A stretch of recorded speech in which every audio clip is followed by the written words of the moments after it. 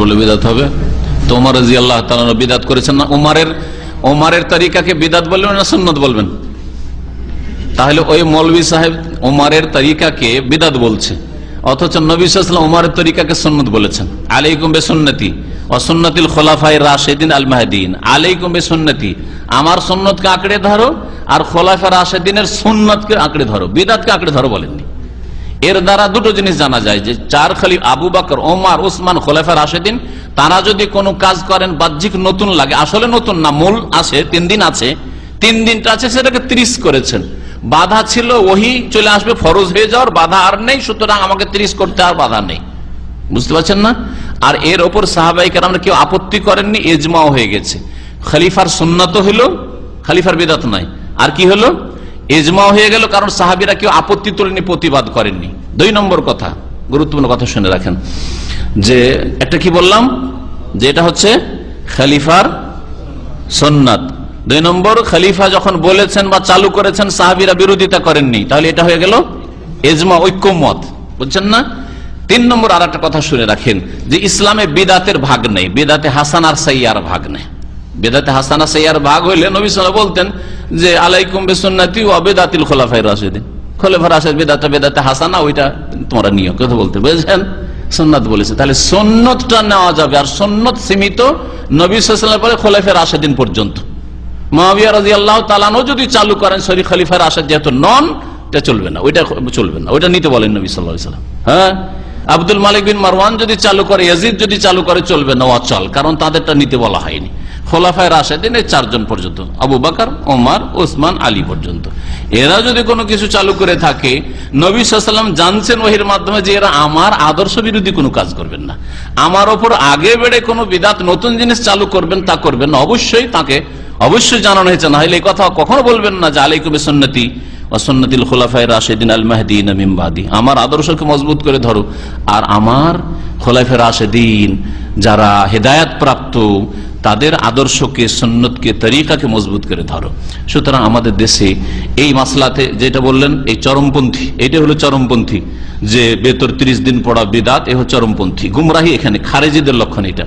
আর একটা চরমপন্থী একদল আছে যে এই জুমার দিনের 2 আজানকে বিদআত বলে, যে আজান যেহেতু উসমান রাদিয়াল্লাহু তাআলা জামানায় শুরু হয়েছে, সেজন্য আমরা 1 আজান দিব আর 2 আজান দেব না, বিদআত। আরে নবী সাল্লাল্লাহু আলাইহি ওয়াসাল্লাম বলছেন যে খোলাফায়ে রাশিদিনের সুন্নতকে আঁকড়ে ধরো, আর 3য় খলিফা উসমান রাদিয়াল্লাহু তাআলা চালু করেছেন, যাতে করে আগে ভাগে লোকেরা প্রস্তুতি নেয় গোসল টোসল করে, সেই জন্য। না হলে যেই আজান নবী সাল্লাল্লাহু আলাইহি ওয়াসাল্লামের জামানা ছিল, সেই আজান তো খুতবার সাথে শুরু হইতো। আজকাল খুতবার সময় প্রথম আজান, অধিকাংশ লোক জুমা পাবে না, বেদিনী এমন ছেয়ে গেছে। তাহলে উসমান রাদিয়াল্লাহু তাআলা আনহু যেটা ছেড়ে গেছেন, এটা তার সুন্নাত, এটা বিদআত নয়। সুতরাং এই বিদআতের যারা ফতোয়া দিবে সে চরমপন্থী, আর চরমপন্থাই হচ্ছে খারেজিদের একটা চরিত্র। সুতরাং এইরকম ফতোয়া মারাত্মক, এইরকম ফতোয়া সাহাবায়ে কেরামদেরকে উপেক্ষা করে নিজে বড় মুজতাহিদ হয়ে বসে আছেন, এটা বড় খতরনাক এরকম ফতোয়া। রাফউল এদান না করার হাদিস যে পেশ করে, একটাও সহিহ না, সব জয়ীফ। আবু দাউদ যে হাদিসটা রয়েছে, আবু দাউদ নিজে বলছেন জয়ীফ, ইবনে মাসউদের। তারপরে আরেকটা হচ্ছে যে রাফউল এদানের হাদিস হচ্ছে 60-70টা, তো 70 বার রাফউল এদান করে যদি একবার না করে, তো আমি বলবো গুনাহগার হবে না? যদি 70 বারের মধ্যে একবার কেউ না করে, তো কখনো গুনাহগার হবে না। সুন্নত মানি তো মাঝে মধ্যে ছেড়ে দিতে পারেন আপনি, কথা বুঝতে পেরেছেন? সুতরাং কেউ যদি রফায় দেন, 1-2 ছেড়ে দেয়, কোনো অসুবিধা নেই, কিন্তু মোটেই করবে না রফায় দেন ছেড়ে দিবে আর মানসুখ ঘোষণা করবে। তো হানাফিদের বড় মুহাদ্দিসরা হানাফি ঘোষণা করেননি যে মানসুখ।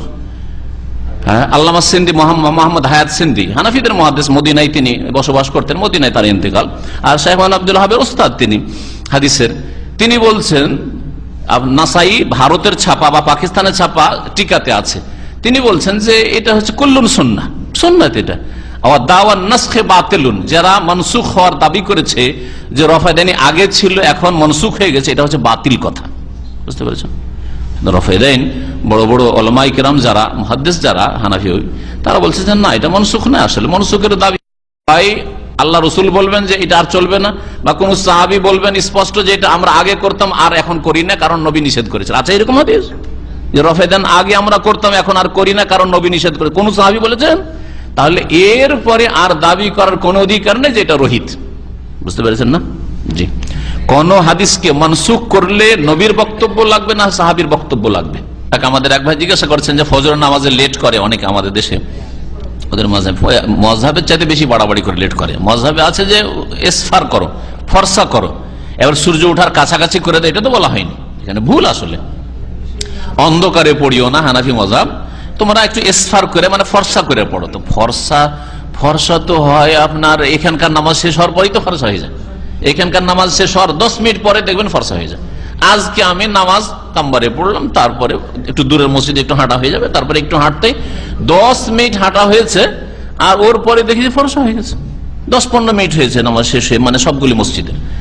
তাহলে এই সময় তো নামাজের রক্ত হানাফি মজহাব হয়ে যায়। আর এই নামাজকে ডিলে করতে করতে সূর্য ওঠার 15 মিনিট 20 মিনিট আগে পড়বেন, এটা তাদের কাছে মাকরুহ, অপছন্দনীয়। এটা হচ্ছে মাকরুহ ওয়াক্ত বলা হয়েছে, অপছন্দনীয় ওয়াক্ত, ওয়াক্তে কারাহা বলা হয়েছে। আপনি আগেই পড়ে নেবেন এই ক্ষেত্রে বাড়িতে, আর তারপরে জামাতে নামাজ পড়তে যাবেন। কারণ জামাতে নামাজ না পড়লে আপনার উপর মিথ্যা অপবাদ আসবে, আপনার সম্পর্কে ভ্রান্ত ধারণা হবে মানুষের, আপনার দাওয়াতি কাজ সেখানে ফলপ্রসূ হবে না, ক্ষতিগ্রস্ত হবেন। লোকেরা বলবে নামাজ পড়তে আসে না মসজিদে, আবার বড় বড় কথা বলে, শুনবেন আপনার কথা। ইমাম যদি শিরিক করে, বড় শিরিক করে, কবর মাজারে যায়, আর যদি নিশ্চিত জানেন কবর মাজারে যায় আর সেজদা করে আসে, চাদর চড়ে আসে, তাহলে এইরকম লোক শিরকারী, বড় শিরকারী, এদের পিছনে নামাজ পড়া জায়েজ নাই।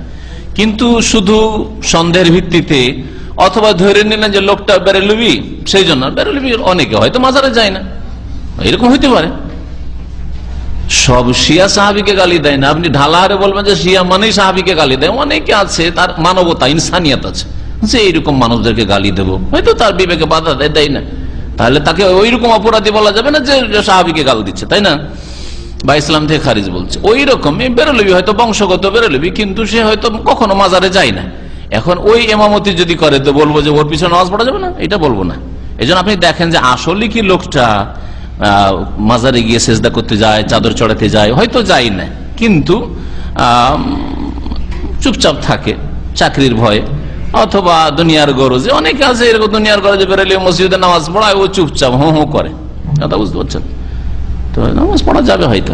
আসল মুসলিমের মান ইজ্জতকে ঢেকে রাখতে হবে। কোন ইমামকে জিজ্ঞাসা করা আর তদন্ত করা সিআইডি তদন্তের মতো, যে তুমি কোন আকীদার লোক, তুমি কি করো না করো, বিদআত করো নাকি, শিরিক করো নাকি, মাজারে যাও নাকি, এইরকম জিজ্ঞাসা করাই জায়েজ নাই। কারণ এটা সাহাবায়ে কেরাম, সালাফে সালেহিন, আইম্মায়ে কেরামের তরিকা ছিল না। গিয়েছেন মসজিদে, মুসলমানদের মসজিদ, নামাজ পড়বেন যতক্ষণ পর্যন্ত এর বিপরীত কিছু না জানছেন। যখন জানবেন নারী এর বড় শিরিক করে, আমি শুনলাম বা শুনেছি, একে দেখেছি বড় শিরিক করতে, তার পিছনে তখন নামাজ জায়েজ নাই।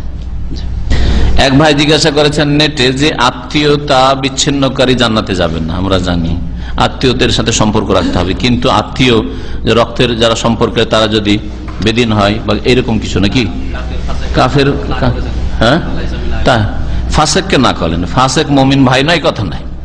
আপনার মায়ের পেটের ভাই, যেমন কেউ হয়তো বাটমার আছে, কেউ চোর আছে, কেউ আছে, কিন্তু ভাই, তাই না, যতক্ষণ পর্যন্ত মুসলিম। ওই রকমই মুসলিম ভাই চোর হইলো, মদখোর হলো, মুসলিম ভাই সে, কিন্তু খারাপ ভাই, গুনাহগার ভাই, নেক লোকের মতো তার মর্যাদা নাই, কিন্তু সে ভাই, যতক্ষণ পর্যন্ত বড় কুফরি শিরক না করেছে, কথা বুঝতে পারছেন।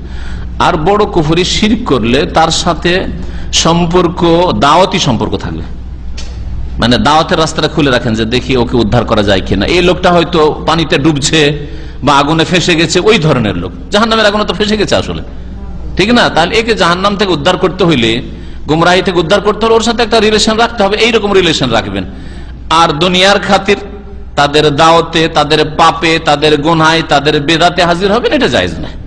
জি, ধর্মের ক্ষেত্রে কম্প্রোমাইজ নয় তাদের সাথে, কিন্তু তাদের সাথে চলাফেরা রেখে, খাতির রেখে যদি হিদায়াত করা সম্ভব হয়, এটা বেশি ভালো, এটা বেশি ভালো।